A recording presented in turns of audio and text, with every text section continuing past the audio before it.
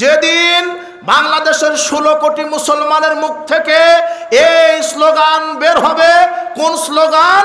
সকল বিধান বাতিল করো, ওহির বিধান কায়েম করো, সেই দিনই বাংলার জমিনে ইসলামের পতাকা উড্ডীন হবে ইনশাআল্লাহ। সেই দিন শুধু 5 আগস্টে যুবকদের একটু খ্যাপানিতে নেতার মূর্তি ভেঙেছে। এইবারে যদি বাংলাদেশের যুবকেরা খ্যাপে, তাওহীদের ঝান্ডা নিয়ে যদি রাস্তায় নামে, ইনশাআল্লাহ এই তাওহীদের আঘাতে বাতিলের কবর হবে, ইসলাম জিন্দা হয়ে যাবে ইনশাআল্লাহ, ইসলাম কায়েম হয়ে যাবে। এটা বলতে থাকি না, এটা 950 বছর বলতে থাকি। নূহ আলাইহিস সালাম 950 বছর বলেছেন, বলতে থাকি না। বুলেট ব্যালটের মাধ্যমে নেতা নির্বাচন করলে অযোগ্য ইতর মার্কারায় নেতা হবে। কথা বুঝেননি মনে হয়? সিলেকশনে নেতা বলতে থাকি 950 বছর। আকীদা আমল যদি পরিবর্তন হবে, বাংলাদেশে 20 কোটি মানুষ, 20 কোটি মানুষ যদি ভালো হয়ে যায়, অটোমেটিক্যালি ইসলাম কায়েম হয়ে গেল। কথা বুঝেননি মনে হয়? এটা দাওয়াতের মাধ্যমে বলে যেতে হবে। শোনেন, ইসলাম প্রতিষ্ঠিত হবে ইসলামের আদর্শেই, কোনো ইহুদি খ্রিস্টানের বানানো আদর্শে হতে পারে না। রাসূল সাল্লাল্লাহু আলাইহি ওয়াসাল্লাম আদর্শকে উত্তম মনে করতে হবে। যদি মানুষের আদর্শকে উত্তম মনে করেন ইসলামকে বাদ দিয়ে, তাহলে ঈমান কি হয়ে যাবে? বিচার মাঠ আপনার সাথে কথা হবে। সূরা রুমের 8 নম্বর আয়াতের শেষাংশে আল্লাহ বলছেন, ওয়া ইন্না কাসীরাম মিনান নাস বিলিকাই রাব্বিহিম লাকাফিরুন। অধিকাংশ মানুষ আমার সাথে সাক্ষাৎ করবে কাফের অবস্থায়। কি অবস্থায়? কাফের অবস্থায়। কাফের অবস্থায়। এটা কুফরি, আল্লাহর দিন থেকে মুখ ফিরিয়ে নেওয়া কুফরি। বলছিলাম সংক্ষেপে, সময় সংকীর্ণ, একটু ধৈর্য ধরেন। আপনার ধৈর্য আমি কামনা করি। আমি শেষ করে দেব সংক্ষেপে। 5 নম্বর কারণ, 6 নম্বর ঈমান ভঙ্গের কারণ কি? রাসূল সাল্লাল্লাহু আলাইহি সাল্লামের কোনো দিন, যেই দিন নিয়ে তিনি এসেছেন, সেই দিন নিয়ে বিদ্বেষ পোষণ করা, সেই দিনকে ঘৃণা করা, সেই দিনকে উপহাস করা। রাসূল সাল্লাল্লাহু আলাইহি সাল্লাম যেই দিন ইসলাম নিয়ে এসেছেন, ইসলাম নিয়ে, ইসলামী এই দিন, এই জীবন ব্যবস্থা নিয়ে কটাক্ষ করা। কিভাবে? ইসলামের কোনো বিধানকে অস্বীকার করা, কোরআন হাদিসের কোনো আয়াতকে অস্বীকার করা, সন্দেহ করা। তাহলে করলে কি হয়ে যাবে? ঈমান ভেঙে যাবে। কোরআনের কোন আয়াতকে যদি সন্দেহ করেন, হাদিসকে যদি সন্দেহ করেন, তাহলে ঈমান কি হয়ে যাবে? ভেঙে যাবে। 7 নম্বর ঈমান ভঙ্গের কারণ, রাসূল সাল্লাল্লাহু আলাইহি সাল্লামের সুন্নাহকে নিয়ে ব্যঙ্গ করা। কি নিয়ে? সুন্নাহ। রাসূল সুন্নাহকে নিয়ে কটাক্ষ করা, ব্যঙ্গ করা, উপহাস করা। আছে না কিছু ইবলিশের দালাল? আছে। আর একটা ইবলিশের দালাল এজেন্ট রাসূল সাল্লাল্লাহু আলাইহি সুন্নাহকে নিয়ে ব্যঙ্গ করে না? ব্যঙ্গ করে। জোরে আমিন বলা নিয়ে ব্যঙ্গ করে, রাফালায়দান করা নিয়ে ব্যঙ্গ করে, পায়ের সাথে পা মেলানো নিয়ে ব্যঙ্গ করে, রাসূলের সুন্নাহকে নিয়ে ব্যঙ্গ করে। আহা, আল্লাহ বলছেন, কুল আবিল্লাহি ওয়া আয়াতিহি ওয়া রাসূলিহি কুনতুম তাস্তাজিউন। তোমরা কি আল্লাহর সাথে, আল্লাহর আয়াতের সাথে, রাসূলকে নিয়ে তোমরা ঠাট্টা মশকরা করছো? লা তাতাদিরু, তোমরা আজকে বিচার মাঠে ওজর পেশ করো না। কাদ কাফারতুম বা'দা ঈমানিকুম, তোমরা রাসূলের সুন্নাহকে নিয়ে ব্যঙ্গ করার কারণে ঈমান আনার পরেও কাফের হয়ে গেছো।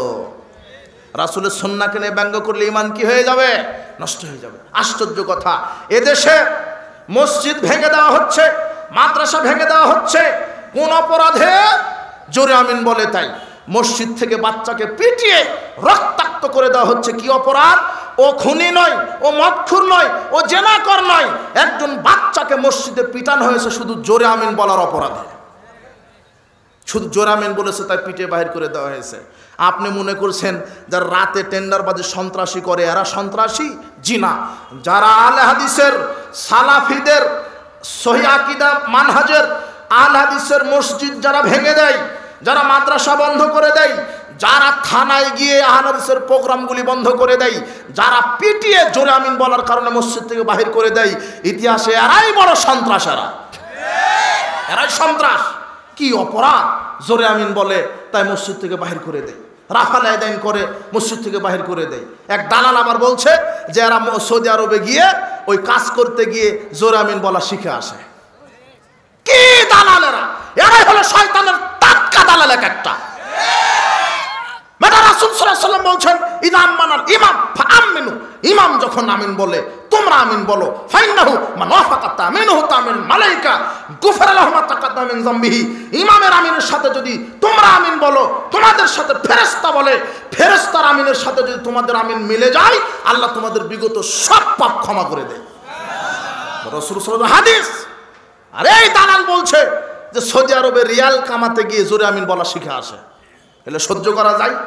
আর একটা দালাল বলছে জোরে আমিন বলার জন্য নাকি টাকা দেওয়া হয়, মানে জনগণের কাছ থেকে টাকা নিয়ে নিয়ে ওরকম চামড়া গন্ডারের মতো হয়ে গেছে, তো ও টাকায় দেখে দুই চোখে শুধু। সাবধান, এরা হলো এক একটা এই পৃথিবীতে শয়তানের পক্ষ থেকে দালাল, এক একটা নিবেদিত দালালেরা। এরা ধর্মের অপব্যাখ্যা করে, রাসূলের সুন্নাহকে অপব্যাখ্যা করে মানুষকে বেদাতের দিকে ঠেলে দিচ্ছে। এই ভ্রান্ত হুজুর থেকে সাবধানে থাকবেন ইনশাআল্লাহ। রাসূলের সুন্নাহকে নিয়ে কটাক্ষ করা যাবে না। রাসূল অনেক সুন্নাহ আছে, এই সুন্নাহর হেফাজত করতে হবে। সুন্নাতে আমল করেন না, সমস্যা নেই, নেকি হবে না, কিন্তু অস্বীকার করলে, কটাক্ষ করলে, বিদ্রুপ করলে ইমান কি হয়ে যাবে? নষ্ট হয়ে যাবে। 8 নম্বর ইমান ভঙ্গের কারণ জাদুকে বিশ্বাস করা। আজকে মানুষ সমাজে জাদুর আশ্রয় নিয়ে ছেলেকে, মেয়েকে বা ছেলের বউকে বা প্রতিবেশীকে জাদুগ্রস্ত করে সম্পর্ক বিচ্ছিন্ন করে দেয়, দেয় না? এটা হলো কুফরি, ইমান নষ্ট হয়ে যাবে, সাবধান। 9 নম্বর ইমান ভঙ্গের কারণ কাফের মুশরিককে কাফের মুশরিক মনে না করা। কাফের মুশরিককে কাফের মুশরিকই বলতে হবে, কাফের মুশরিকের সাথে বন্ধুত্ব করা যাবে না। আল্লাহ বলছেন ইয়া আইয়ুহাল্লাযীনা আমানু লা তাত্তাখিযুল ইয়াহুদা ওয়ান নাসারা আউলিয়া, হে বিশ্বাসীগণ তোমরা ইহুদি খ্রিস্টানকে বন্ধু হিসেবে গ্রহণ করো না। ওয়া ইয়াতাহাল্লাহু মিনকুম ফাইন্নাহু মিনহুম, যারা তাদেরকে বন্ধু বানাবে তারা তাদের মতো হয়ে যাবে। মান তাশাব্বাহা বিকওমিন ফামিনহুম, যে তাদের নীতি অনুসরণ করবে সে তাদেরই মতো হয়ে যাবে। শোনো যুবক, তুমি 31 নাইট পালন করো, পহেলা বৈশাখ পালন করো, বিশ্ব লুচ্চা দিবস পালন করো, তুমি এগুলি ইহুদি খ্রিস্টানের তৈরি করা। তুমি 31 নাইট কেন পালন করবে? তার মুখে তুমি লাথি মেরে দাও। 31 নাইট যেদিন আসবে সেদিন তুমি পেশাব করে দিবে 31 নাইটের মুখে। পয়লা বৈশাখ আসবে, একে লাথি মেরে বিদায় দিবে। 14 ফেব্রুয়ারি, এই যে সামনে 14 ফেব্রুয়ারি আসছে, কুত্তার কুত্তির হলো ভালোবাসা দিবস। তুমি একে কবর দাও। এগুলি এক একটা বিজাতীয় অপসংস্কৃতি। তুমি তাদেরটা মানো মানে? এক শ্রেণীর বলদ মার্কা যুবক বের হয়েছে, মেসি যে স্টাইলে চুল কাটে এই বলদ সেই স্টাইলে চুল কাটে। তোমার তো একটা নিজস্ব পার্সোনালিটি থাকবে। তুমি আমার স্টাইলে কাটো যাতে তোমাকে মানুষ ফলো করে। তুমি কেন কাপড় চলে আরেকজনকে ফলো করো কেন? এখানে খাওয়া, এখানে বড়, এখানে জঙ্গল, এখানে সাদা, এখানে কালো, এখানে হলুদ।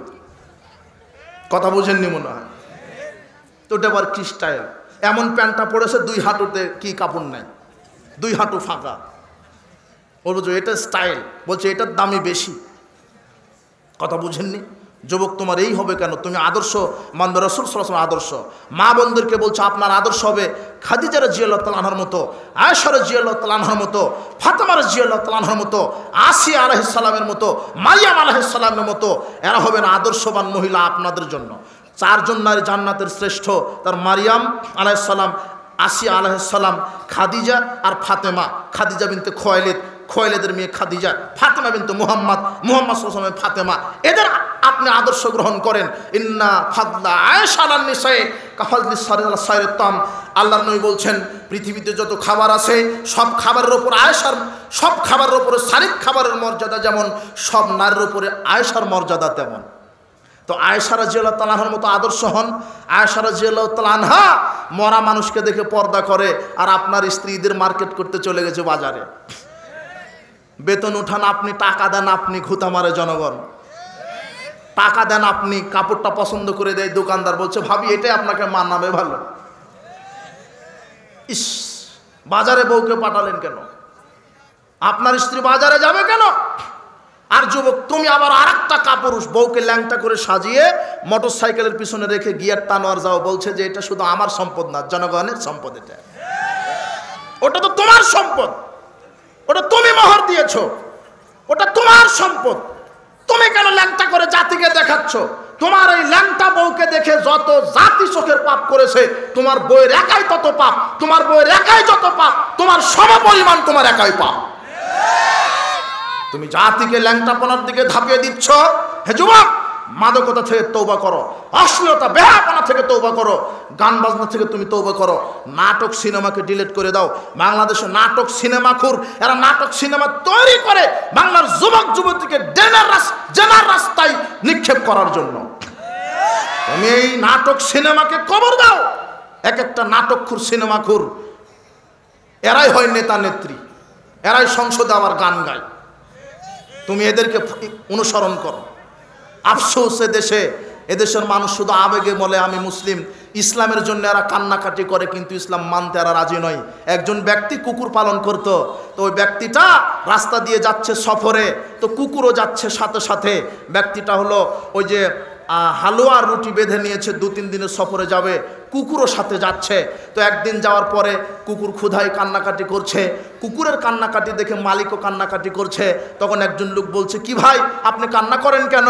তো বলছে, ভাই আমার কুকুরটা ক্ষুধার জ্বালায় কান্নাকাটি করছে, তাই ওর কান্না দেখে আমিও কান্নাকাটি করছি। তখন ওই লোকটা বলছে, আপনার পোটলার ভিতরে কি? তো বলছে যে হালুয়া আর রুটি। তখন ব্যক্তি বলছে, কি আশ্চর্য কথা, কুকুর কাঁদে ক্ষুধার জ্বালায়, অথচ আপনার ব্যাগেই হালুয়া রুটি, দিলেই তো কুকুর বাঁচে। তখন কুকুরের মালিক বলছে, ভাইজান ফতো আমাকে শিখায়েন না, এই যে কুকুর কাঁদছে তার দয়া আমি কাঁদছি, এতে পয়সা খরচ হচ্ছে না, কিন্তু এই টোপলা থেকে যখনই আমি রুটি আর হালুয়া কুকুরকে দিব তখনই পয়সা খরচ হবে। কথা বুঝেননি মনে হয়? মানে কুকুরকে দেখে কাঁদছে কিন্তু খাবার দিবে না। তো আমরা ইসলামের জন্য কাঁদি, কিন্তু ইসলাম আমরা মানি না। ইসলামের জন্য শুধু আমরা কেঁদেই যাব। ইসলাম মানতে হবে, ইসলাম মানার জিনিস, ইসলাম মানার জিনিস জীবনে বাস্তবায়ন করতে হবে। বলছিলাম, হে যুবক দল, বলছিলাম কোনো ইহুদি খ্রিস্টানকে তুমি বন্ধু হিসেবে গ্রহণ করবে না। ইহুদি খ্রিস্টানকে তুমি বন্ধু হিসেবে গ্রহণ করবে না। ইহুদি খ্রিস্টানকে যারা বন্ধু হিসেবে গ্রহণ করবে তারা তাদের মতোই হবে, তাদের কৃষ্টি কালচার যারা মেনে নেবে তারা তাদের মতোই হবে। খুব সাবধান। ইসলাম ব্যতীত অন্য দিন জীবন ব্যবস্থা মেনে নিলেও জান্নাতে যাওয়া যাবে, এই আকীদা যাদের ভিতরে থাকবে তাদের ঈমান নষ্ট হবে। জান্নাতে যেতে গেলে শুধু মুসলিম হতে হবে, ইসলাম মেনেই যেতে হবে। ইন্নাদ-দীনা ইনদাল্লাহিল ইসলাম, আল্লাহর পক্ষ থেকে মনোনীত দিন কি? ইসলাম। রাসূল সাল্লাল্লাহু আলাইহি ওয়াসাল্লাম বলছেন, ওয়াল্লাযী নাফসু মুহাম্মাদিন বিয়াদিহি, সেই সত্তার কসম করে বলছি যেই সত্তার নিকটে, যেই সত্তার হাতে আমার আত্মা রয়েছে, লা ইয়াসমাউ বিআহাদুম মিন হাযিল উম্মতি ইহুদিয়ুন ওয়া নাসরানিয়ুন, আমার কথা ইহুদি হোক, খ্রিস্টান হোক, বৌদ্ধ হোক, যেই শুনেছে এরপরে যে মারা যাবে, সুম্মা লাম ইয়াতুবু সুম্মা লা ইউমিন বিল্লাযী উরসিলতু বিহি, আমি যেই দিন, যেই কোরআন হাদিস অবতীর্ণ হয়েছি তার উপরে যারা ঈমান আনবে না, ইল্লা কানা মিন আসহাবিন নার, তাদের জন্য থাকার জায়গা কি? জাহান্নাম। একমাত্র ইসলাম মানতে হবে। যদি আপনার ভিতরে এই আকীদা থাকে যে ইসলাম ব্যতীত অন্য কোনো ধর্ম পালন করলেও জান্নাত হবে, তাহলে ঈমান কি হয়ে যাবে? কথা বুঝেননি মনে হয়। এটা আল্লাহ বলছেন, এই কথা রাসূল বলছেন। তাহলে ঈমান ভঙ্গের এই 10টি কারণ থেকে আমরা বেঁচে থাকবো ইনশাআল্লাহ। আমি সিরিয়ালে হয়ে বলতে পারলাম না, কাজেই যে আলোচনাগুলি হলো, নারী পুরুষ সকলকেই ঈমান টিকাতে হবে।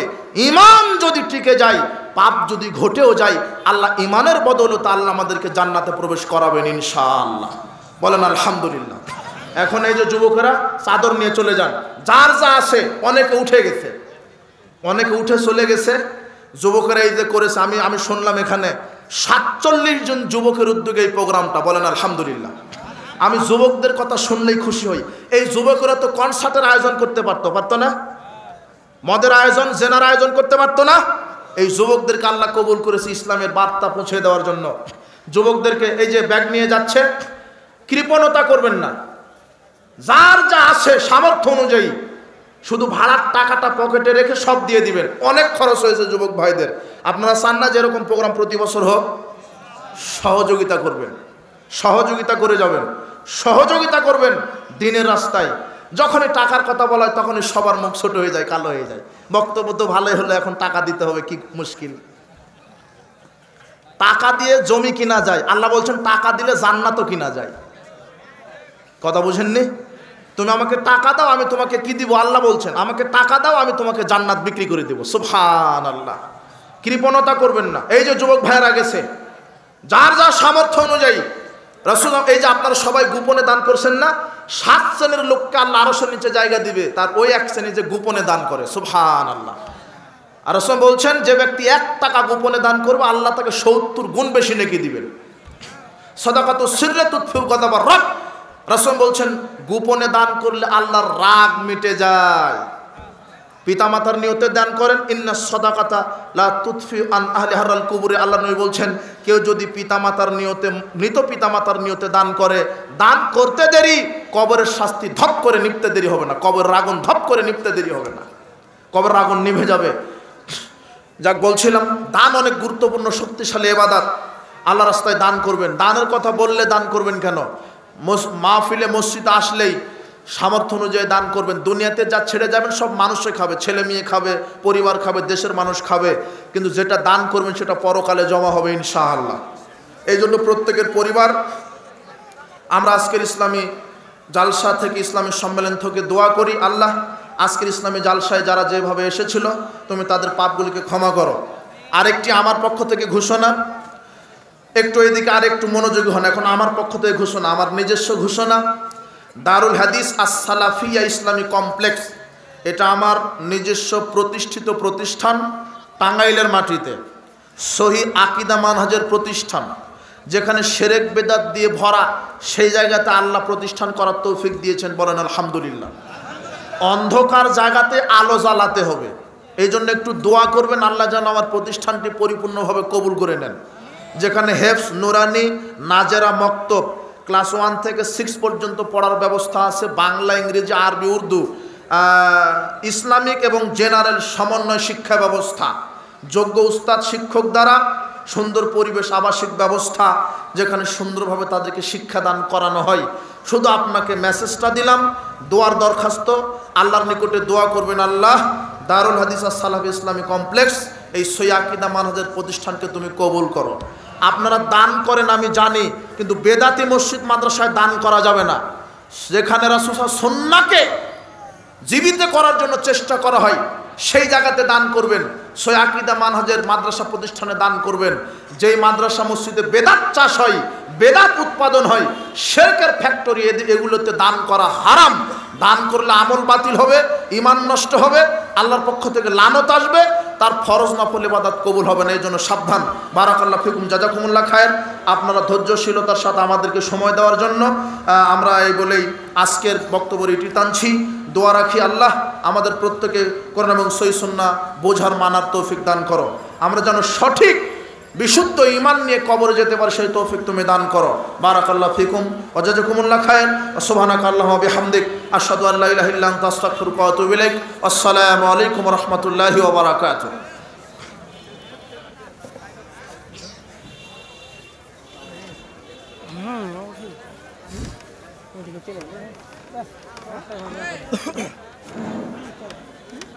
সম্মানিত সুধীমণ্ডলী,